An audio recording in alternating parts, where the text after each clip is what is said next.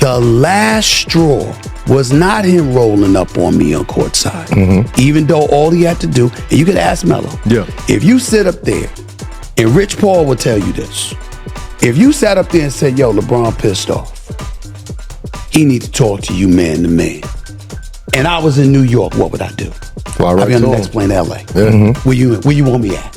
Where you want me at? I'll go see it. Everybody knows that about me. I'm not hiding. If I'm wrong, I'll say I'm wrong. And if I did something wrong publicly, I'll apologize publicly. I ain't gonna do something wrong publicly and apologize privately. You know that. I don't play that game. You own what you own. That's me. That's been my reputation for 30 freaking years. And then you gonna turn around and come on ESPN with Pat McAfee, white boy who comes on after First Take on the channel that I've worked on and starred on. I have the #1 show for 13 straight years and counting. That day at ESPN, the air felt heavy. The lights, the cameras, the chatter, it was all the same. But inside, Stephen A. Smith wasn't calm. He was angry.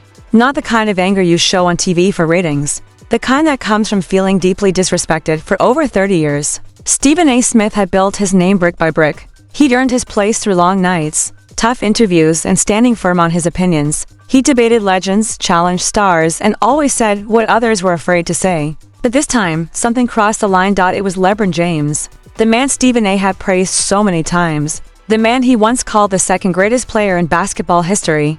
A champion. A leader. A man he respected. But that respect felt shattered when LeBron James confronted him publicly. Right there in front of cameras, in front of fans, on a stage the whole world could see. To the audience, it looked like a dramatic TV moment. But for Stephen A., it was personal. Deeply personal. He sat later that night replaying everything in his head. If LeBron had wanted to talk, he thought, he could have just called me. I'd have flown to LA the same day, man to man. That's how I handle things. But instead, LeBron James didn't call. He didn't text. He went on another man's show, The Pat McAfee Show, which airs right after Stephen A.'s own show, and threw shade right there on his network. That hit differently. You come on my channel, where I've carried the #1 show for over 13 years. Stephen A. said, shaking his head, and you try to embarrass me there? Nah, that's not right. But what hurt even more wasn't the argument itself, it was the accusation. LeBron James had implied that Stephen A. Smith was attacking his family. That he had crossed the line. To Stephen A., that was the lowest blow imaginable. I've been in this business 30 years. He said, no one has ever accused me of going after someone's family. Never. He listed the players he'd been cool with: Kobe Bryant, Shaquille O'Neal, Dwayne Wade, Allen Iverson, Carmelo Anthony. You think these guys would even talk to me if I was that kind of man? He asked. They know me better than that. The frustration in Stephen A. wasn't just about what happened, it was about what it meant. After decades of building his reputation, one moment made people question his character, and that was something he couldn't let slide. He leaned forward during his podcast, eyes sharp. If I mess up publicly, I'll apologize publicly, he said. But don't come at me and expect me to take it quietly. That's not how I was raised. That's not who I am. And the more he spoke, the more emotion came out. Because beneath the tough tone was real pain. You think ESPN wants this? He said. They love LeBron, he's great for ratings. But I don't care. You're not getting away with disrespecting me. He wasn't trying to create drama. He was trying to defend his name. The name he built through decades of hard work. You rolled up on me once, Stephen A. said. That's fine. But it'll never happen again. You caught me off guard before. That won't happen next time. People online called it pride. Others called it ego. But to Stephen A. Smith, it was about principle. You don't get to paint me as a villain, he said. Not after all I've done. Then came the part that hit hardest. Everyone saw when LeBron came at me, he said. Everyone watched. But where were y'all when it happened? Who stood up and said, that's not right? Nobody. He paused, looking straight into the camera. But the second I speak up, suddenly I'm the problem? That's funny. He wasn't wrong. The public loves controversy but rarely stands up for fairness. When LeBron James walked up to him that day, everyone treated it like entertainment. But when Stephen A. fought back, they called it drama. That night, he couldn't sleep. He thought about the years he'd given to this game, the sacrifices, the credibility he built.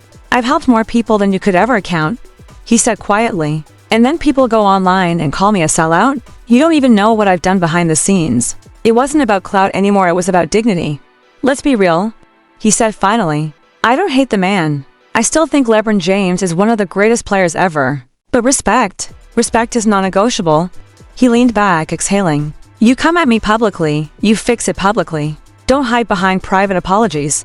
And that was the line drawn in stone. For Stephen A. Smith, this wasn't about a feud anymore. It was about the meaning of manhood in a world full of cameras and headlines. He'd spent a career holding others accountable. Now he was demanding the same. As the studio lights dimmed that night, Stephen A. Smith looked into the lens with a calm, steady glare. If you want to talk like a man, he said. Don't hide behind microphones. Don't whisper behind the scenes. Do it in the open, the same way you came at me. The tension between Stephen A. Smith and LeBron James had officially crossed. From sports talk into personal war. A battle not just for pride but for principle. And as the world debated, clipped, and shared their every word, one truth became clear: this wasn't over. Not by a long shot. The next morning, the internet was burning with debate. Sports shows replayed the clip. Podcasts tore it apart. Comment sections exploded with arguments. Some said LeBron James had every right to confront Stephen A. Smith. Others said he crossed a line. But one thing was clear: this wasn't just a sports story anymore. It was personal. Stephen A. Smith sat in his chair before the next show. Quiet but heavy with thought. He wasn't the loud, confident voice fans were used to. He looked tired, frustrated, and deeply disappointed. Funny, he said softly. People love when I challenge athletes. But when I defend myself, suddenly I'm out of line. To the public, it was entertainment. To Stephen A., it was betrayal. For decades, he'd stood by the game, by the players, even when his opinions weren't popular. He respected greatness, especially LeBron James. But now, he felt that same respect wasn't being returned. Everybody keeps talking about competition. Stephen A. said, but where's the respect? Respect isn't one-sided. He wasn't just angry, he was hurt. When LeBron rolled up on me, he said, where were all the people saying it was wrong? Nobody said anything. But when I speak up, now it's a problem. He shook his head. That's not fair. That's not right. To him, silence from others was just another wound. I know how this works, he said. People expect me to just take it. Smile. Move on. Let it go. But not this time. He still remembered that moment. LeBron James standing there, powerful, respected, surrounded by cameras. The crowd watching. It wasn't just confrontation. It felt like humiliation. He caught me by surprise, Stephen A. said. That won't happen again, ever. Stephen A. said, that won't happen again, ever. He leaned forward, voice lower now, more controlled. You can move on with your life. I'll move on with mine. But I'll be ready next time. Whatever comes my way. I'm ready. That wasn't a threat. It was a promise. A declaration that from now on, no one, not even LeBron James, would define his story but him. For years, LeBron James had been the headline, the hero, the icon. But now, Stephen A. Smith was a story. The man fighting for his name, for his integrity, for the truth behind the moment the world turned on him. I keep receipts, he said firmly. Nobody's rewriting my legacy. Not while I'm alive. Still, deep inside, there was understanding. Stephen A. wasn't blind to what LeBron might have been feeling. I get it, he admitted. He's got pressure. He's got people talking about his son, about his family, about his career. Maybe he just snapped that day. He paused. But let's be honest, that wasn't about Bronny. That was about me. That was an excuse. He wanted that confrontation. Those words hit differently because they came from a man who had seen it all. Locker rooms, press conferences, feuds, reconciliations. But this time, it wasn't about basketball stats or rings. It was about respect between two men who'd both earned their place in history.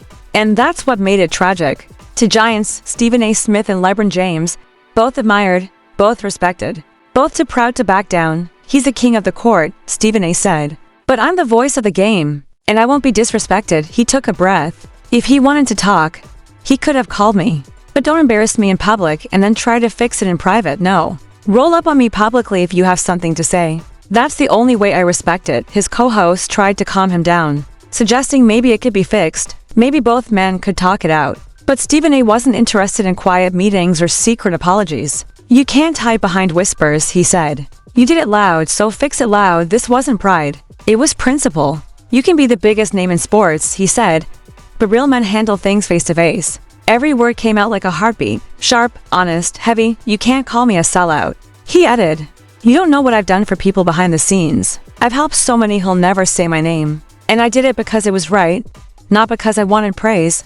That's when the emotion hit him. The anger gave way to pain. I don't hate LeBron, he said quietly. I admire him. Always have. But you don't get to question my character. And that's what made the story powerful. It wasn't about jealousy or fame. It was about two men who both stood for something and crashed into each other's pride. When Stephen A. Smith finished his monologue that day, the world reacted instantly. Clips went viral. Hashtags started trending. Hashtag Team Stefina versus hashtag Team LeBron. The public chose sides, but for Stephen A., it wasn't about winning. It was about truth. As the studio lights dimmed, he leaned back, exhausted but calm. "I don't need an apology," he said softly. "Just respect.